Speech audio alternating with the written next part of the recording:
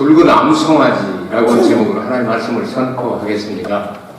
송아지 얘기를 왜 하나 이렇게 생각할지도 모르겠지만 금년도 사순절을 맞이하여 지난 주간에는 모세의 사생활과 공생활을 통하여 예수 그리스도의 사생애와 공생애를 이렇게 대조를 해보았습니다. 오늘은 빨간 암송아지, 붉은 암송아지, 완전한 붉은 암송아지. 오늘 성경 말씀을 보면 두 가지의 큰 목적입니다. 하나는 멱을 따가지고 피를 흘려서 이렇게 회막이라고 말하죠. 회막 문 앞에 정문을 향하여 7번 이렇게 찍어서 뿌려라 하는 핏뿌림에 대한 이야기와, 그리고 난 다음에 이제 진 밖으로 끌고 나가서 이것을 완전히 다 가죽이고 했던 뭐든지 똥까지도 버리지 않고 하나도 버리지 않고 싹 태워가지고 죄를 만들어가지고 이스라엘 백성들에게 이제 부정하게 된 자들, 모든 사람들을 깨끗하게 하는 이 씻는 물을 만들 때 그 물에다가 그 죄를 넣어가지고 하라 하는 이 두 가지 큰 목적이 있습니다. 이것이 붉은 암송아지와 예수 그리스도가 어떤 관계가 있는가를 설명을 하도록 하겠습니다. 유대 사람들은 이거 굉장히 중요하게 생각합니다. 그래서 유대인들은 솔로몬 성전을 제1성전이라고 말하죠.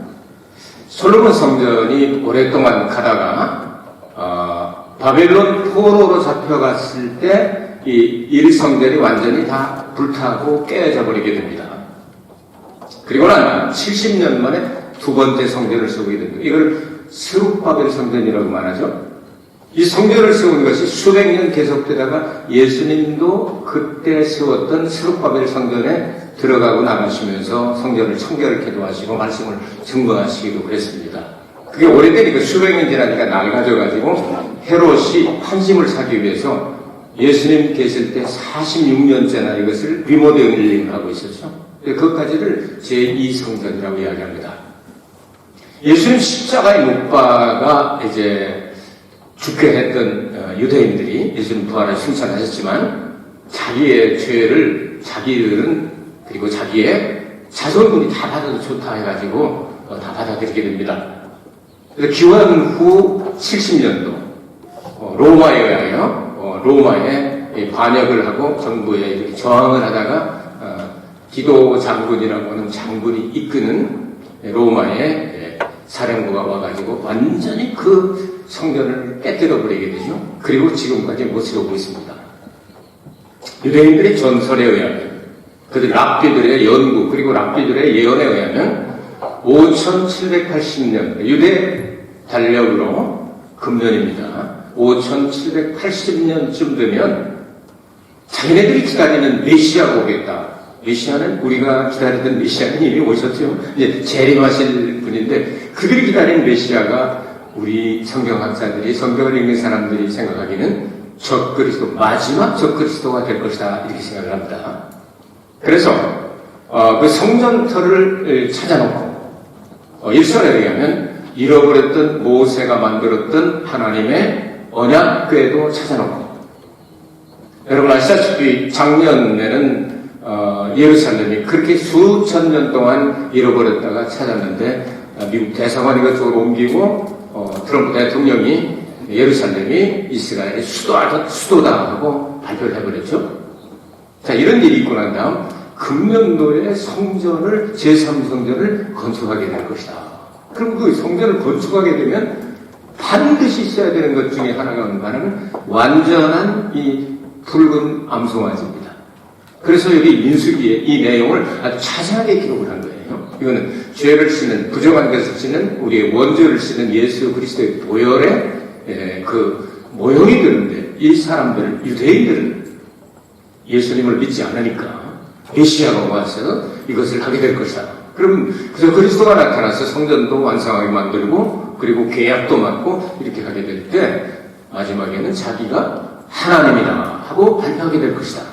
데살로니가 후서 2장 이런 것을 보면 연구는 그렇게 나오게 된 것이다. 그때 사용되는 것이 이 붉은 암송아지입니다. 그래서 제3성전을 짓게 될 때 꼭 필요한 게 붉은 암송아지인데, 이 붉은 암송아지가 성경에서 우리에게 예수님과 어떤 관계를 가지고 있고 예수님을 믿지 않는 유대인들이 어떻게 이렇게 고통을 당하고 말세가 될 것인가 하는 것을 오늘 성경을 통해서 살펴보도록 하겠습니다. 이 붉은 암송아지는 이 유대인들 이스라엘에서는 굉장히 만나기가 어렵습니다. 찾기가 어렵습니다. 빨간 색깔입니다. 붉은 색깔입니다. 붉은 암송아지. 이거 찾기가 얼마나 어려운지 모릅니다. 예수 그리스도는 아무데나 있는 게 아닙니다. 예수 그리스도는 너무너무 찾기가 어렵고 하나밖에, 영원 가운데 하나밖에 안 계신 예수 그리스도. 인류가 타락을 하고 난 다음 아담과 하와가 옆에 있었고, 그리고 최초로 복음이라고 말하는 학자들이 최초의 복음, 그래서 여자의 후손이 나와서, 다른 말로 하면 동정녀 탄생하시는 하나님의 독생자가 사탄에게 하신 말씀입니다. 최초의 복음이 너와 그리고 너의 자손과 계속해서 이 원수가 되게 할 것이다. 그리고 독생자 예수 그리스도께서 오시면 십자가에 달려서 고통을 당하고 네가 막 이 발뒤꿈치를 물어 뜯어버려서 예수님이 십자가 달려 죽으시지 않습니까? 그때 발뒤꿈치를 물리시면서 예수님이 네 대갈배기를 다 밟아 깨뜨려버리게 될 것이다. 그러면 이 뱀의 독은 머리에 있죠. 몸통을 가지고 꼬리를 가지고 막 이렇게 사람을 겁주고 이렇게 할 수 있지만 독을 뿜지는 못하게 만든 대가리가 깨졌으니까 예수님께서 이 사망의 독을 잡수시고 3일 동안 깨어나지 못하고 계시다. 3일 만에 부활하시지 않습니까? 그래서 해독을 시켜본 그 부활의 사건이라고 말합니다. 이런 내용들을 생각하게 될 때 예수 그리스도는 한 분밖에 안 계시다. 그래서 이 빨간 암송아지, 붉은 암송아지를 찾기가 그렇게 어려운 것처럼 아무데나 있는 것이 아니고 동정녀로 탄생하시는 예수 그리스도, 그분을 상징할 수가 있습니다. 그분은 어떻게 보셨습니까? 대부분 이 1장 20절과 21절 말씀에 보면 예수님이 그 마리아의 뱃속에 있을 때 천사가 와서 가르쳐주기를 내 뱃속에 있는 것은 이것은 사람의 성령으로 잉태되었다 하는 것을 계시해 주시죠. 또한 요한복음 1장 14절에 보면 말씀이 육신이 되어 우리 가운데 거하셨다. 그래서 우리가 그 하나님의 영광을 보니 그 하나님의 영광은 은혜와 진리가 충만하더라. 이 두 개를 합하면 말씀과 성령으로 오시는 그분, 예수님 한 분밖에 안 계시죠. 여러분, 말씀이 육신이 되신 분 혹시 계십니까? 여러분 안 계시죠? 부모를 통해서 여러분은 나오셨습니다. 예수님만 그것이 해당이 됩니다. 그래서 우리가 구원받은 것은 금이나 은같이 없어질 보배로 된 것이 아니고 썩지 않는 예수 그리스도의 피로 우리는 구속, 죄사함을 받았다고 베드로전서 1장 19절부터 20절에 말씀하고 있지 않습니까? 이렇게 찾기가 어렵다. 사도행전 4장 12절인가 이렇게 나오죠. 천하에 구원받을 만한 다른 이름을 우리에게 주신 적이 없다. 아멘이십니까?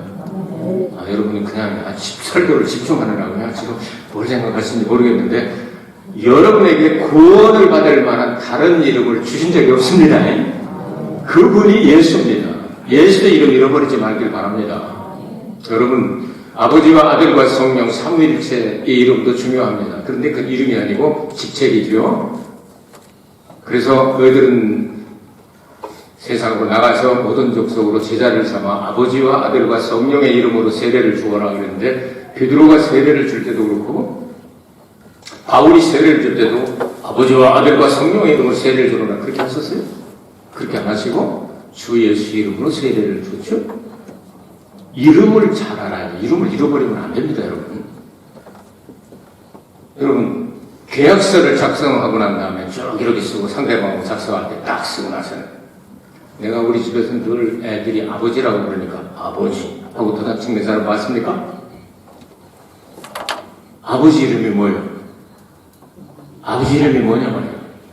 이건 창세기 1장 1절부터 나오는데요. 이것을 히브리어로 주 연결을 하면요. 야흐웨라고 합니다. 야흐웨. 그러면 아들 이름은 뭐예요? 예수지. 예수. 그럼 그 똑같은 걸 여러분에게 설명해 드릴까요? 여러분, 그 성화 그린 다음에 INRI라고 써져 있습니까? 유대인의 왕, 하나님의 아들 예수. 이거 보신 적 있죠? 그 네 글자, 첫 글자를 따면 뭔지 압니까? 야흐웨입니다. 아버지 하나님의 이름하고 예수 이름은 똑같은 거 아시겠습니까? 기가 막힌 사실들이죠.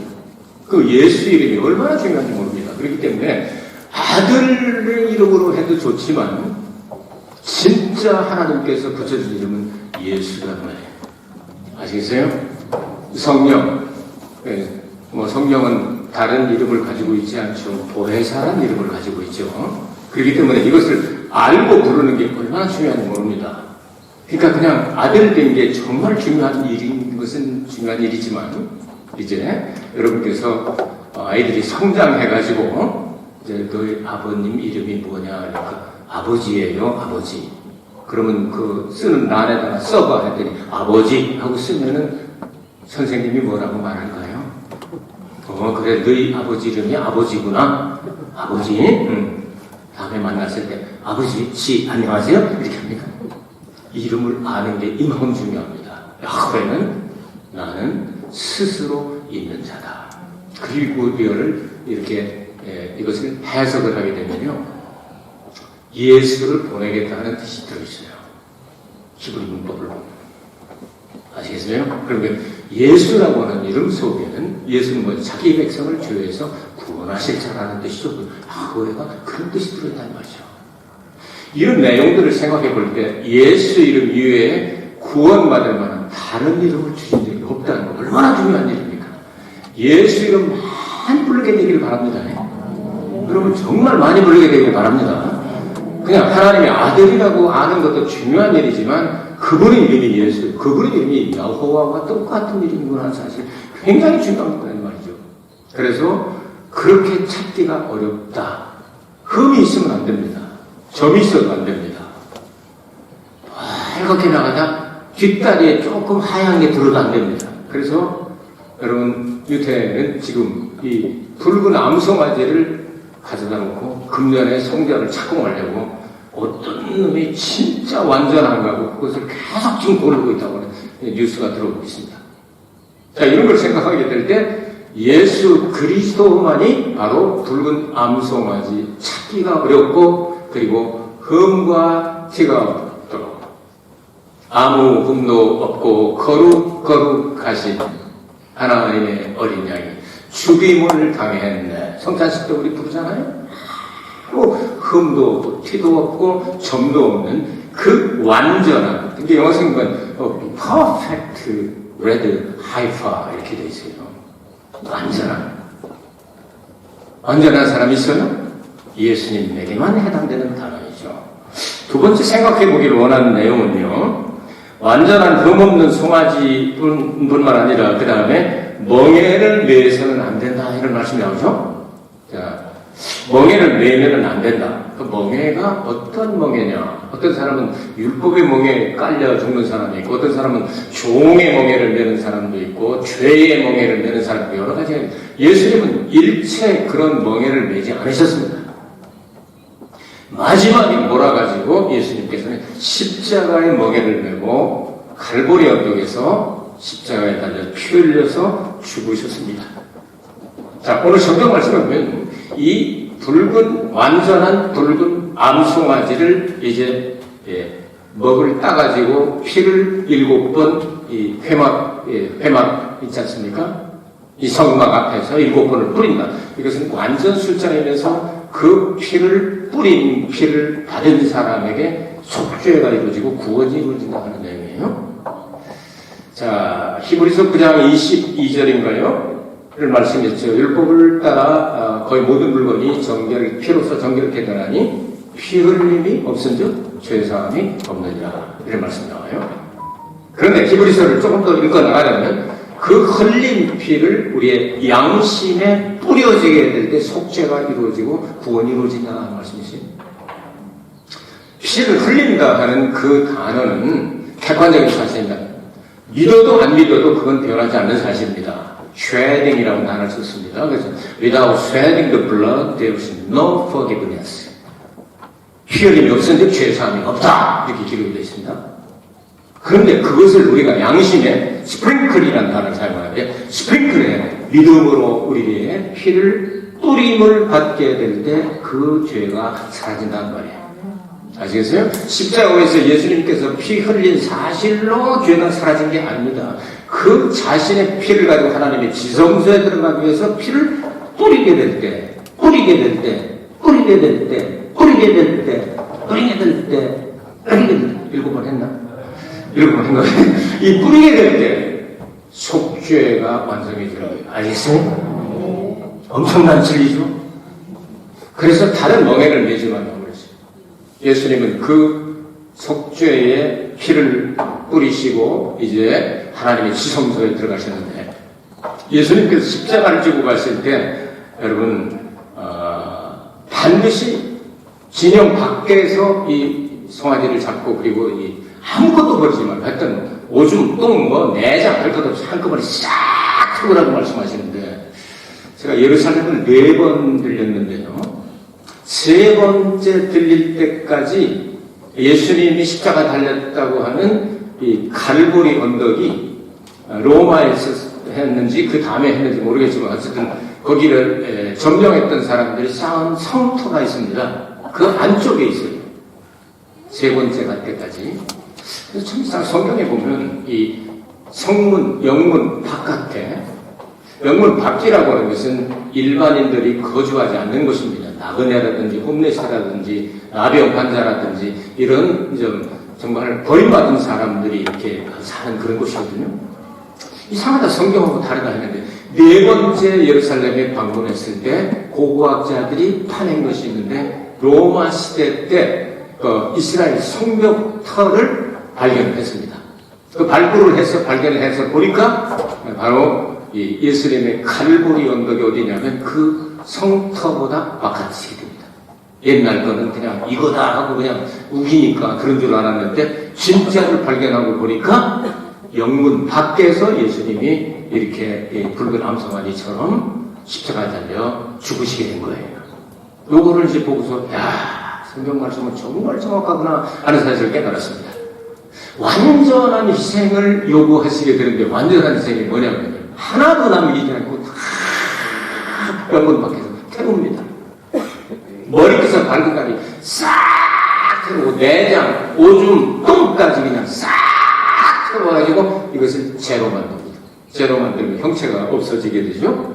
완전한 희생제물이죠. 이렇게 해놨다가 거룩한 곳에 그것을 두었다가 거룩한 물, 그러니까 정결하게 하는 물에다가 그것을 타서 그것으로 씻으면 그 사람에게 붙었던 모든 부정한 것이 다 사라진다, 이런 내용이에요. 오늘 성경에도 이제 나오지 않습니까?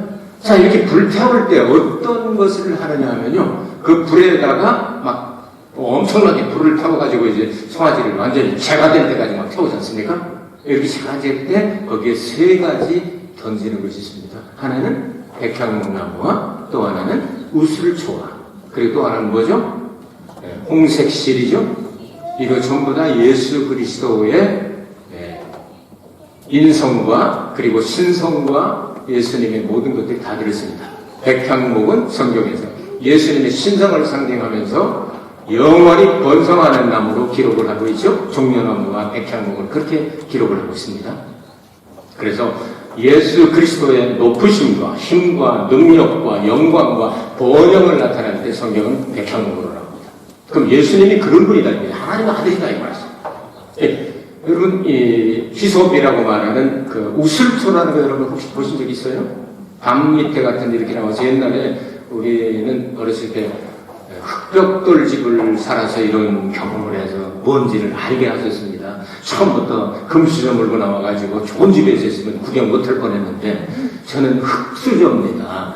그래서 흑벽돌 집을 지었고 그러면 1년에 한두 번씩 이렇게 이걸 맷질을 한다고 해요. 칠해기를, 도장을 하게 되는 거죠. 그때 이제 풀고 이렇게 했는데, 커다란 붓처럼 이렇게 만든, 붓글 있을 때 쓰는 붓처럼 이렇게 커다랗게 만들어가지고 그것을 묶어가지고, 그 다음에 황토 있지 않습니까?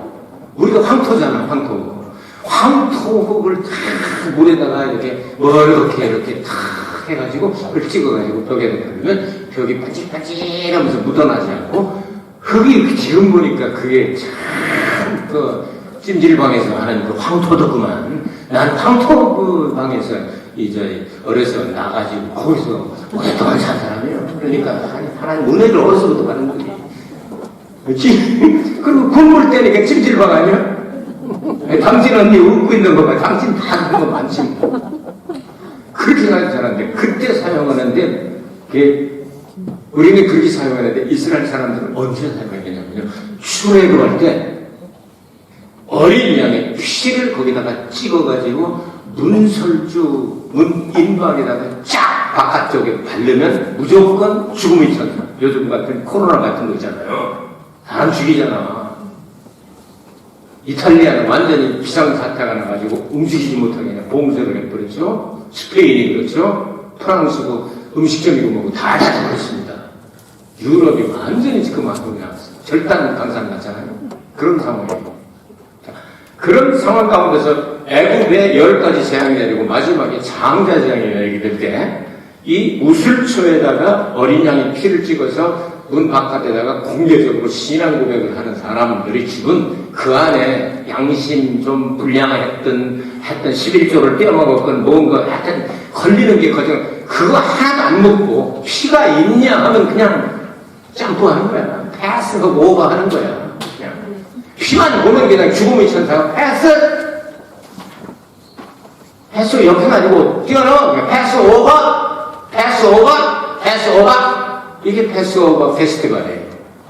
6월절이죠.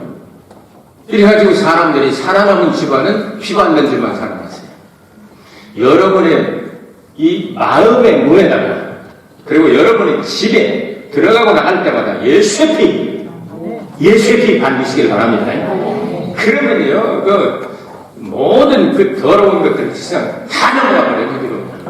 죽음의 천사 넘어가고 코로나도 넘어가고 다 넘어가고 다 넘어가요.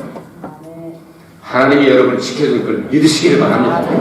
보호해줄 걸 믿으시기 바랍니다. 그건 우리 능력이 아니에요. 피의 능력이지. 그때 찍은 것이 바로 우슬초다고 말이에요. 우슬초에다 찍었어요. 그러니까 예수의 피하고 또 연결이 예수님하고 홍색색은 뭐예요? 피 색깔이지 뭐예요? 똑같은 피잖아요. 피 색깔. 그래서 예수님의 피를 상징한단 말이에요. 이 붉은 양도, 붉은 암소도 껍데기도 붉지만 피도 또 빨갛잖아요. 하얀 피 본 적 있어요? 빨갛이 피 흘리면. 그러니까 그 예수 그리스도의 보혈로 말미암아 이런 놀라운 역사가 일어나게 된다. 자, 오늘 말씀을 계속 읽어나가면요. 제사장들이 이런 작업을 하고 난 다음에 그 사람도 시체와 가까이 됐고 그 다음에 부정한 것을 이렇게 만지고 이런 의식을 집행했으니까 넌 대제사장이니까 괜찮지가 아닙니다. 입었던 옷을 다 벗어 빨아야 되고 그리고 몸에다가 이 정결케 물을 이렇게 샤워를 해야 돼요. 자, 이스라엘 백성들이 40년 동안 불순종하고 뺑뺑 돌다가 60만 3,550명 군인 숫자 만들었습니다. 그 가족들, 애들 20살 밑에만 빼놓고 다 죽죠. 다 죽었으니까 집집마다 시체하고 가까이 안 간 사람이 있을까요? 없을까요? 한 집도 없지. 다 죽었으니까. 그럼 시체는 부정한 겁니다. 이건 뭘 상징하느냐면요. 우리의 모든 죄를 상징합니다. 죽을 사람은 다 죽는다. 아무도 남는 사람이 있을 수 없다. 다 죽어. 의인은 없나니 하나도 없도다. 모든 사람이 죄를 범하였음에 하나님의 영광에 이르지 못하더라. 죄의 삭은 사망이요 하나님의 은사는 우리 구주 예수 안에 있는 영원한 생명입니다. 아멘. 이 놀라운 것을 가르쳐주는 거예요. 그러니까 이 물이 없으면 안 되는 거예요. 예수 그리스도께서 그래서 십자가에 달려 죽으실 때 물과 피를 흘리셨더라고 나오는 거예요. 요한복음 10에 예수님이 피만 흘린 게 아니다 말이에요. 이 물을 만들 때 바로 붉은 암소, 완전한 붉은 암소의 이 재를 가지고 그 물을 만든다는 거예요. 이제 이해가 좀 되셨습니까? 예수님이 사순절을 맞이하여 예수님에 대해서 여러분의 깊은 부분을 터치하면서 소개해드립니다. 빨간 단순한 붉은 그 송아지 얘기하려고 이렇게 말씀한 게 아니에요. 자세히 이렇게 기록하는. 이번 주간에 여러분 19장 끝까지 반드시 읽으시길 바라고요. 예습하시는 분은 민수기 20장을 또 읽어보시기 바랍니다. 민수기 20장에 나오는 말씀을 다음 주간에 하려고 지금 준비하고 있어요. 자, 이런 내용들을 생각하면서 여기 나오는 붉은 암송아지, 완전한 붉은 암송아지는 예수 그리스도의 예표가 되기에 충분하죠. 그런데 유대인들은 그 붉은 암송아지를 가지고 메시아가 오면은 제물을 드리겠다고 적그리스도를 영접할 준비를 하고 있으니 이제 유대인들 가운데서 예수 믿는 사람들이 얼마나 많은 핍박을 받겠습니까? 과거에 없었기 때문에 The Great Tribulation, 대환란이라고 말합니다. 바울이 말한 대로 이방인들의 숫자가 꽉 차고 나면 The full number of Gentiles, 이방인의 숫자가 꽉 차고 나면 유대인들에게 기회가 주어지게 되는데 예수님 재림하실 때까지 유대인들은 많은 순교자들을 내고 어려움을 당하게 될 것입니다. 그것이 계시록 7장에 나오는 지파별로 그렇게 지독하게 자기의 지파를 지키는 나라가 어느 나라입니까? 유대인들입니다. 그래서 한 지파에 12,000명씩, 그래서 12지파 곱하기 12를 하고 1000 해서 144,000명이 되는 거죠. 신천지 같은 데서 이게 무슨 지파 해가지고 웃기는 짜장들이야. 그거는 144,000명 그런 거 아니에요. 여러분 속지 말아요. 이건 말도 안 되는 진짜 김밥 몇 그릇 터지고 웃기는 짜장들이지. 그게 144,000명이 아니에요. 하나님께서 마지막 때 남기는 유대인들이죠. 증인들이죠. 영적으로 말하면 구원받은 백성들을 상징할 수 있지만, 그러나 성경에 보면 그 사람들과 함께 셀 수 없는 수많은 성도들이 함께 예수님을 찬송하는 모습이나 이방인과 유대인이 하나 예수님이 그때 재림하시게 될 것입니다. 여러분 마지막 때가 가까워졌어요. 유대인들의 그 전승이나 유대인들의 그 근면을 그렇게 잡고 있네요. 그래서 어떤 사람들은 말세에 징조가 아닌가 이렇게 생각하고 두려워하는 사람들은 있는데, 두려워할 것 없이 예수님이요 언제 오시든 환난 전에 오시든 환난 후에 오시든 이거는 구원과 관계 있는 게 아닙니다. 자기들이 준비하는 자세와 관계. 구원은 예수님의 보혈로 죄씀 받고 물과 성령으로 거듭나면 구원 받는 거예요. 그러니까 이거는 이 종말에서 예수님이 언제 재림하시고 환난 전이냐 후냐, 이건 구원하고 있는 게 아니고 자기 자세의 문제죠. 언제 오더라도 준비되어 있는 사람은 되는 거 아니에요? 공부를 많이 한 사람은 갑자기 시험 봐도 더 좋지? 왜? 다른 사람 준비 안 하고 자기는 했다 하면 점수 1등 맞지? 그러니까 여러분, 예수님이 언제 오시더라도 아멘 주 예수여 오시옵소서, 이런 정도로 준비하셔야 됩니다. 오늘 붉은 암송아지와 예수 그리스도와 연결시켜서 종말론까지 조금 터치를 해보았습니다. 예수님 반드시 다시 오십니다. 이 한 주간에 여러분이 집에서 꼭 음미하셔야 할 내용이 질문이 3개가 있죠. 붉은 암송아지를 유대인들은 그렇게 왜 이렇게 고르기가 힘든가 하는 내용을 여러분 음미해 보시기 바랍니다. 온전한 흠없는 붉은 암송아지는 무엇을 나타냅니까? 하는 거기도 대답해 주셨으면 좋겠습니다. 멍에를 매지 않는 암송아지와 주 예수 그리스도의 십자가의 고난을 함께 생각하면 좋겠습니다. 한 주간 동안 여러분들에게 하나님의 은총과 축복이 넘치기를 기도하겠습니다. 은혜가 풍성하신 아버지 하나님 감사드립니다. 우리와 같이 죄 많은 인생들을 위하여 붉은 암송아지처럼 어린 양처럼 이 땅에 오셔서 완전한 희생 제물이 되신 주님을 찬송합니다. 예수님을 찬송합니다. 우리의 속죄는 예수님의 보혈을 통하여 이루어졌고 예수님의 재림을 통하여 구원이 완성될 것을 믿습니다. 한 주간 지켜 보호하여 주시옵소서. 예수 그리스도로 받들어 기도하옵나이다. 아멘. 여러분 기쁨으로 준비한 예물을 박수하면서 하나님 앞에